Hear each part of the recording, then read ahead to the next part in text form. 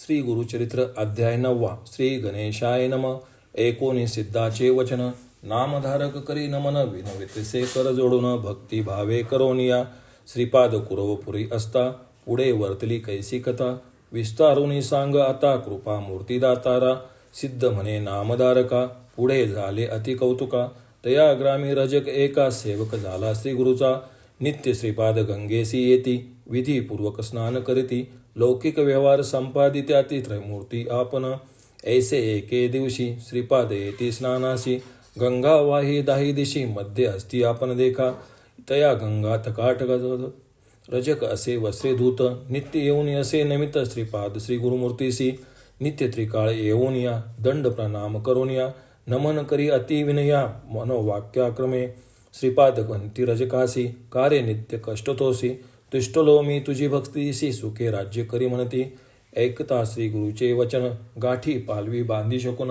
विनवितसे कर जुडून सत्य संकल्प श्री गुरुमूर्ती. रजक सांडी संसार चिंता सेवक झाला एकचित्ता. दुरून करी दंडवता मठा गेलिया येण्याची परी. ऐसे बहुत दिवसावरी तो रजक सेवा करी. अंगण झाडी प्रोक्षिवारी नित्य नेम येणे विधी. असता एके दिवशी देखा वसंत ऋतू वैशाखा. क्रीडा करीत नदी तटाका आला राज्यामलेच्छेक.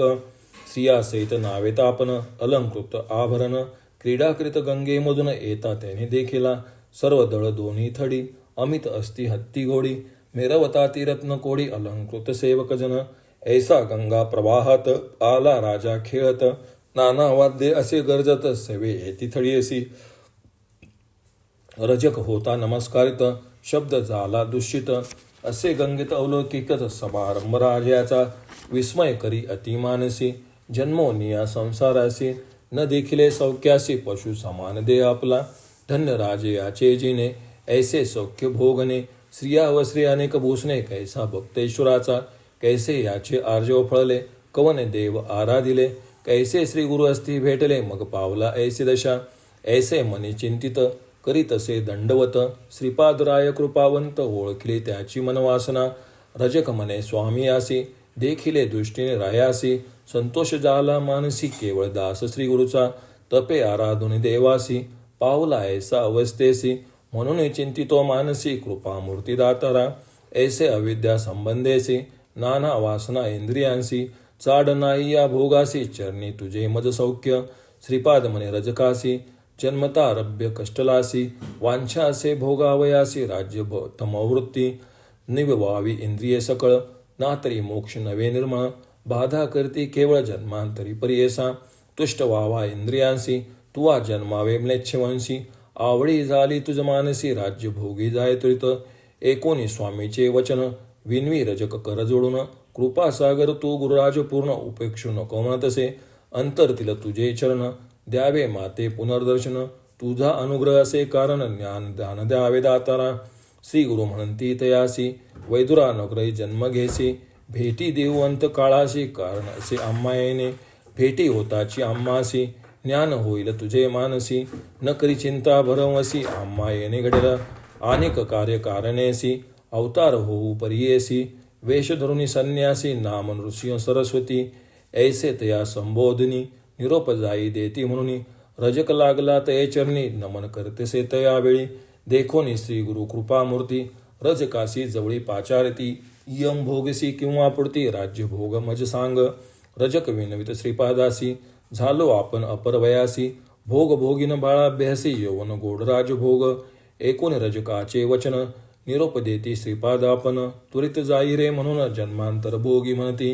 निरोप देताची तये वेळी तेजिला प्राण तत्काळी. जन्म झाला म्लेच्छ कुळी वैदुरानगरी प्रख्यात. ऐसी रजकाची कथा पुढे सांगेन विस्तारता. सिद्ध म्हणे नामधारका ताता चरित्र झाले पुढे अनिक. इतिके झाली अवसरी श्रीपाद राव कुरवपुरी. असता महिमा अपरंपारी प्रख्यात झाली परियसा. महिमा सांगता श्री गुरुचे शक्ती आमुचे कैसे वाचे. नवल नवे अमृत दृष्टीचे स्थान महिमा असे. स्थान महिमेचा विस्तार सांगेन एक मने व्याघ्र. प्रख्यात असे कुरवपुर मन कामनापूर्ती तेथे. ऐसे कितीतरी दिवसांवरी श्रीपाद होते कुरवपुरी. कारण असे पुढे अवतारी म्हणून अदृश्य होती तेथेची.